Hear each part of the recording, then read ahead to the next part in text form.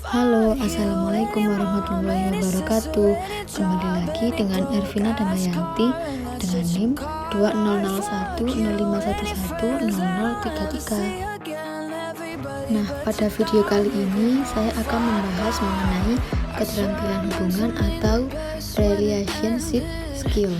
Nah, keterampilan hubungan dipelajari sejak usia dini dalam kehidupan sehari-hari.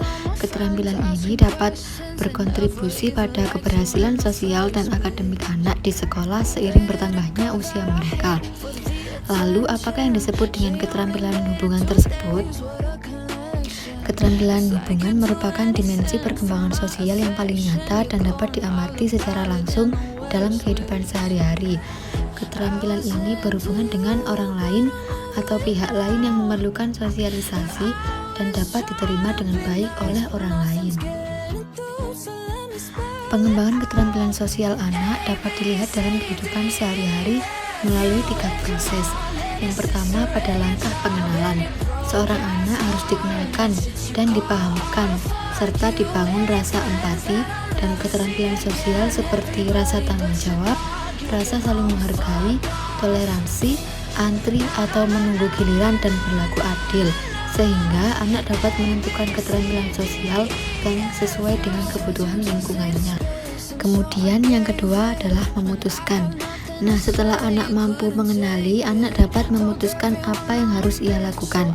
Misalnya, anak dapat memutuskan bahwa ia harus membantu temannya yang sedang mengalami kesulitan, bertanggung jawab terhadap diri sendiri ataupun orang lain, dan bekerja sama untuk menyelesaikan suatu proyek.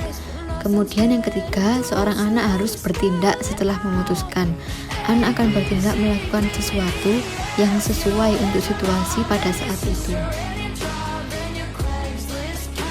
Contohnya yang pertama, anak segera membantu temannya yang sedang merapikan buku.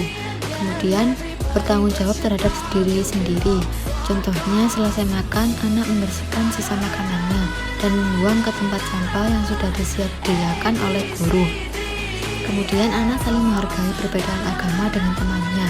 Hal ini terlihat ketika anak saling menghargai cara berdoa dan cara beribadah berdasarkan kepercayaannya masing-masing. Kemudian yang keempat, anak sabar menunggu giliran atau antri. Nah, adapun peran guru untuk mengembangkan keterampilan ini yaitu sebagai berikut. Yang pertama, guru harus mampu mendorong dan membimbing anak untuk berinteraksi dengan teman sebayanya di ruang kelas dan menjadi teman bermain untuk meningkatkan keterampilan hubungan ini. Misalnya, guru dapat mengajak anak bermain kelompok agar interaksi anak terbangun dengan baik. Yang kedua, guru juga perlu membangun dan mempertahankan interaksi yang positif dengan anak. Kemudian yang ketiga, keterampilan ini tidak selalu datang secara alami kepada semua orang. Terkadang anak-anak perlu dibimbing, diinformasikan atau diarahkan tentang keterampilan ini. Misalnya, guru dapat membimbing anak untuk membiasakan meminta maaf ketika dia berbuat salah. Ada banyak sekali cara guru yang dapat membantu anak-anak mempelajari keterampilan yang diperlukan untuk bertindak secara prososial. Menurut Asosiasi Nasional untuk Pendidikan Anak Kecil, ruang kelas adalah tempat yang tepat untuk belajar tentang hubungan manusia.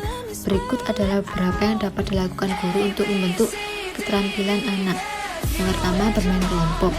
Untuk membantu anak-anak membangun dan terbiasa dalam perilaku prososial apapun, mereka perlu terlibat dalam permainan aktif bersama anak-anaknya yang lain. Contohnya berbagi, toleransi, membuat kesepakatan, bergiliran, dan saling membantu sering digunakan selama bermain kelompok, karena satu anak mungkin ingin bermain dengan mainan yang dimiliki anak lain, atau anak lain mungkin memerlukan bantuan dengan sesuatu dan anak lain dapat membantu. Maka guru hendaknya mampu mendorong anak-anak untuk terbiasa berperilaku sosial, akan menjadikan mereka menjadi orang yang dewasa dan memiliki rasa empati, murah hati, dan terbuka untuk menerima bantuan ketika dibutuhkan. Kemudian, guru bisa menjadi model bagi anak.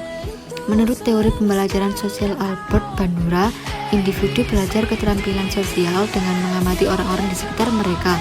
Model yang paling langsung untuk anak-anak adalah orang tua, guru, dan teman sebaya. Nah, oleh karena itu, orang tua dan guru harus mencontohkan keterampilan yang ingin mereka lihat kepada anak-anak mereka. Guru adalah idola bagi anak. Anak-anak selalu memperhatikan gurunya. Perilaku dan ucapan guru bahkan sifat-sifat guru ditiru anak, baik di sekolah dan di luar sekolah. Begitu juga dengan perilaku orang tua di rumah.